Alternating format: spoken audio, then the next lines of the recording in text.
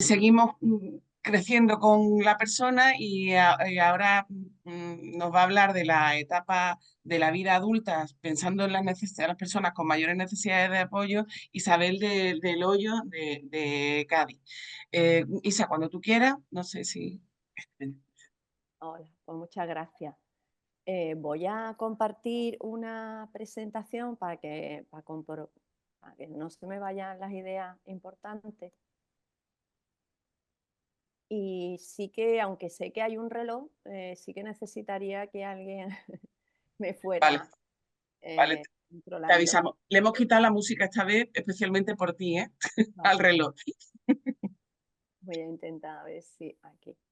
Bueno, lo primero es eso, dar las gracias primero a las personas que han participado antes que yo, por sus experiencias, ¿no? Porque son experiencias de primera mano, como expertas, ¿no? Por estar directa o indirecta dentro de la condición del autismo, ¿no?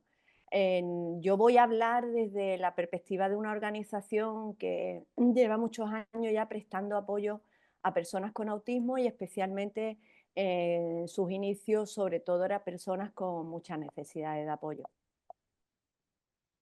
¿Cómo paso? ¿Qué no me deja pasar?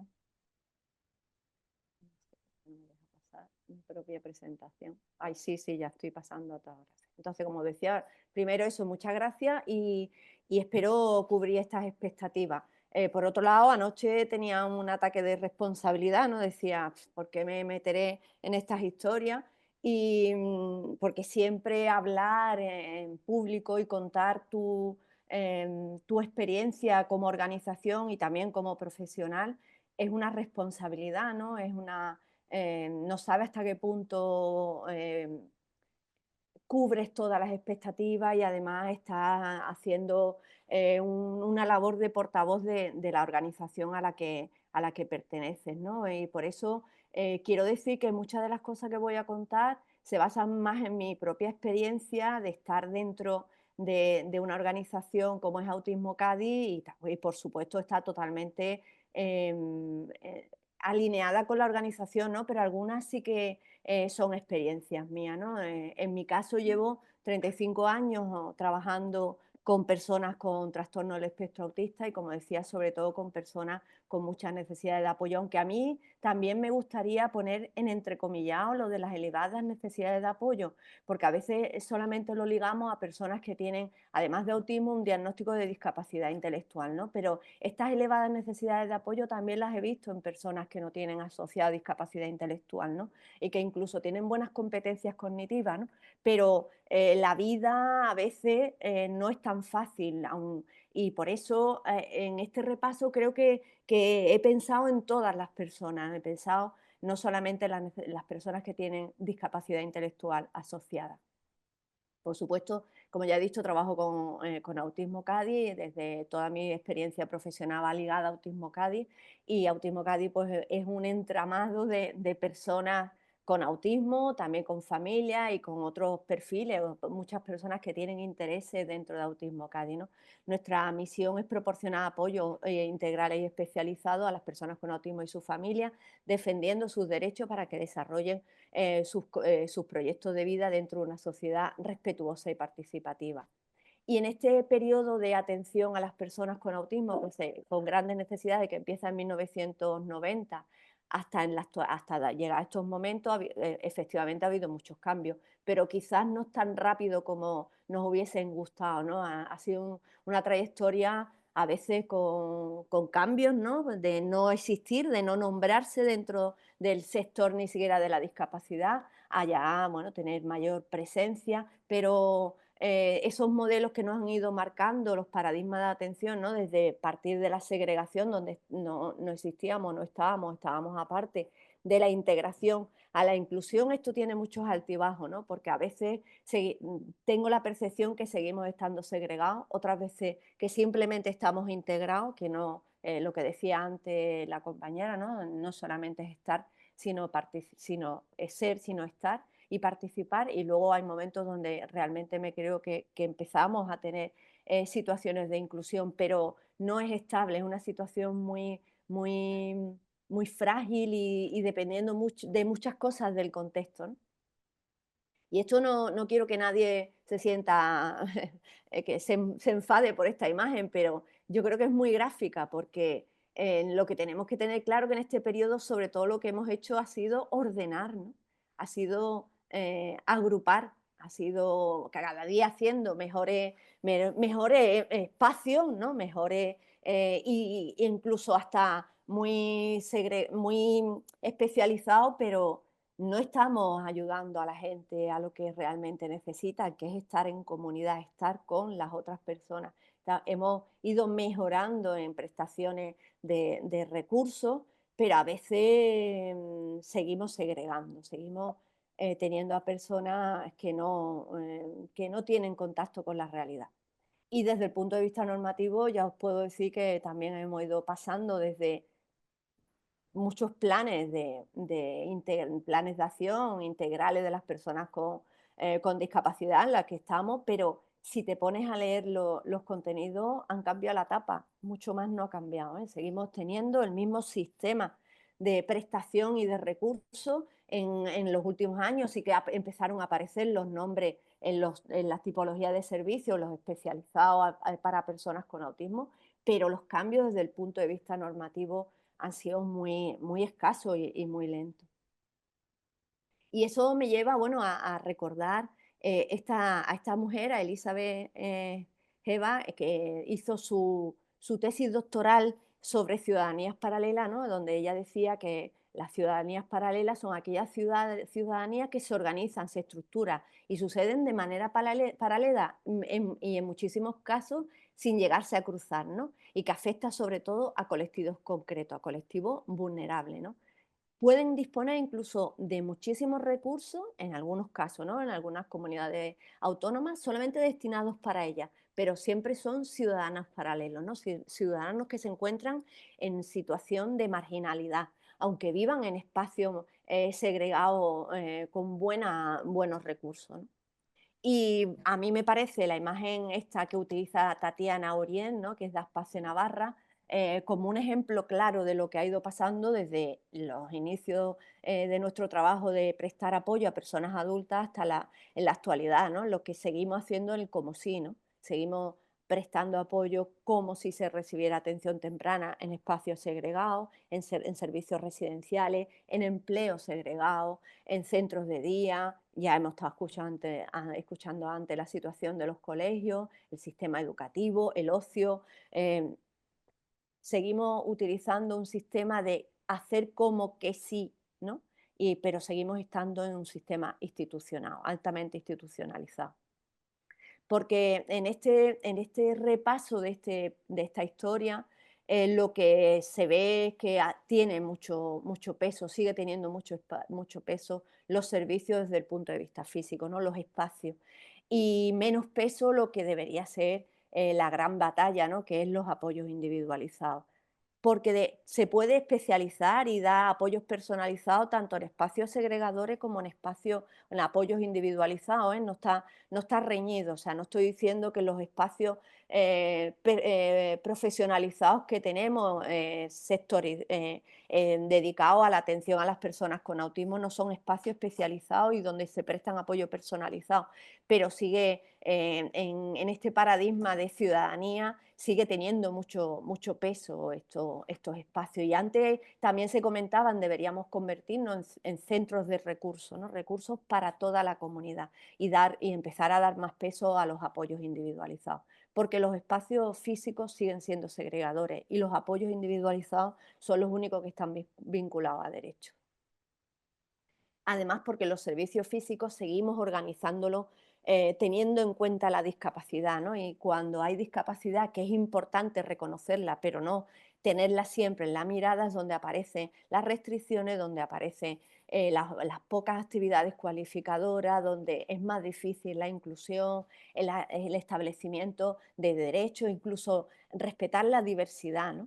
En cambio, si nos centramos, que creo que es nuestra gran defensa, en una mirada de futuro, en la defensa de apoyos individualizados, estamos hablando del paradigma de derecho, ¿no? Y ahí ya no se habla de un centro para personas con autismo, estamos hablando de los servicios que necesita Juan, María, Pedro, estamos hablando de los derechos humanos. Porque debería ser nuestra gran batalla, ¿no? Antes escuchaba al presidente hablar de lo que va a pasar en el futuro, ¿no? En el futuro cercano, ¿no? Pero mientras no tengamos en nuestra cabeza que nuestra forma de prestar apoyo debe estar basada en los derechos humanos y que por ser persona tienen derecho a ese trato de dignidad y que esto se haga una costumbre, seguiremos justificando, ¿no? Porque solicitamos incremento en las ayudas económicas, que es de derecho. Seguimos justificando porque las familias se tienen que poner en listas de espera teniendo los mismos derechos, ¿no? Tenemos que intentar cambiar este paradigma y centrarnos en esta cultura de la dignidad. Porque claro que hay que hacerlo desde el reconocimiento de tener un trastorno del espectro autista, ¿no? Eso no se puede negar, hay que ayudarlo desde esa perspectiva, pero también tenemos que mirar qué es lo que está pasando alrededor de las personas con autismo. Y hay cosas importantes que están pasando, ¿no? Y todo ligado con los derechos humanos, ¿no? Desde las observaciones de la ONU sobre la vulneración que se están cometiendo en España hacia los derechos de las personas con discapacidad en general y por supuesto de las personas con autismo. Pero a mí lo que más me llama la atención en los últimos años es la instrucción del 2022 de la propia Fiscalía General del Estado, donde ya ponen en alerta sobre situaciones que están ocurriendo en los servicios, en las unidades psiquiátricas, que son muchas de las personas con autismo usuarias de estas unidades y de la salud mental, pero también de los centros residenciales y los centros sociosanitarios de personas mayores y personas con discapacidad, ¿no? Y es la propia Fiscalía donde vuelve a reconocer que hay que salvaguardar desde estas prestaciones de apoyo la dignidad de las personas, ¿no? Porque se están cometiendo algunas situaciones que vulneran gravemente no los derechos humanos, sino los derechos que tenemos todos los españoles y las españolas. Y que la Fiscalía ya empiece a poner en evidencia esta situación, que hagan inspecciones como ya están haciendo y si tenéis oportunidad, en breve se emitirá, creo que ya saldrá público el primer informe de la Fiscalía, de las inspecciones que están haciendo desde la comunidad autónoma andaluza. Están viendo situaciones que están cercanas a la vulneración, bueno, que son vulneraciones de derechos. Prestar apoyo desde el paradigma de los derechos humanos hace falta tocar e incidir en partes importantes, ¿no?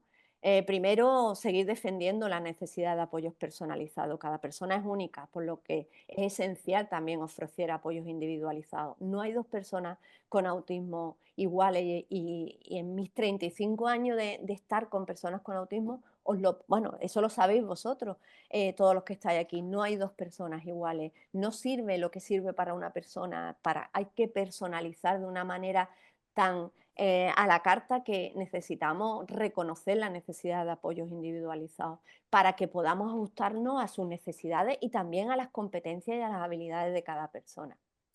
Necesitamos también accesibilidad en los apoyos, lo decíais antes. Necesitamos servicios de salud, de educación, de empleo, actividades en torno a servicios recreativos y culturales que sean accesibles. Esto significa profesionalización por parte de las personas que están en la comunidad, que conozcan las necesidades de nuestra gente y cómo deben hacer que todo lo que ofrecen sean en formato accesible y que además capaciten a la persona para que pueda actuar adecuadamente. Necesitamos colaboración interdisciplinaria. No podemos seguir pensando que las personas con autismo, cuando son personas adultas, solamente es competencia de los servicios sociales. Las personas adultas tienen necesidades como el resto de la población, necesidades médicas, necesidades recreativas, necesidades de pasárselo bien y tiene que haber una colaboración entre las distintas perspectivas humanas y que haya un enfoque a los apoyos y asegurar que sean todas las áreas de la vida. Y luego necesitamos en espacios inclusivos, por supuesto que necesitamos espacios inclusivos donde la gente pueda desarrollar sus actividades con el resto de la comunidad. Y por supuesto, esto también lo tengo claro, necesitamos la defensa y la abogacía. Muchas de estas cosas se ganan recurriendo y llegando a defenderlo en los sitios donde hay que defenderlo. Es necesario que el movimiento de apoyo a las personas con autismo se organizan y defiendan los derechos de las personas.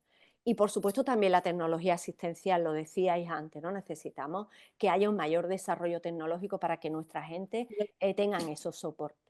Yo, a lo mejor algunos pensabais que iba a hablar, me iba a quejar de las medidas materiales y funcionales, que ya sé que me voy a jubilar y no la van a cambiar, por el precio público que es bajísimo, los ratios profesionales que no son para nada ajustados a todo lo que he dicho anteriormente, la falta de cualificación profesional exigida por parte de la administración pública, ¿no? Que no se preocupa porque la gente que atiende a las personas con autismo tengan una cualificación superior, la escasez de plazas residenciales y de día, antes lo decía Rosa en una de las peticiones que recogían, ¿no? E incluso me atrevo a poner cosas de la atención temprana, ¿no? Que un niño o una niña que tiene sospecha o diagnóstico de TEA no sea orientado en todos los casos a un CAI especialista, ¿no?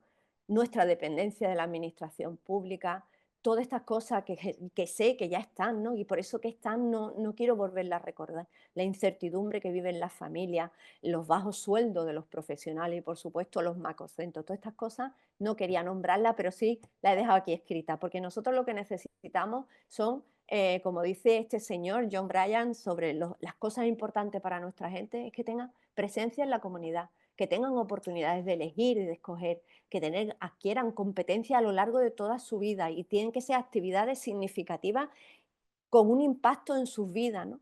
El respeto, ¿no? La experiencia de ser y no ser tratado como un ciudadano de segunda clase y luego relaciones, la experiencia de formar parte de una creciente red de personas que lo valoran y los aprecian. Las personas con autismo, para terminar, no son responsables de su situación, son ciudadanos de pleno derecho y la sociedad y las instituciones públicas son los que deben desarrollar medidas que compensen esa situación de vulneración social.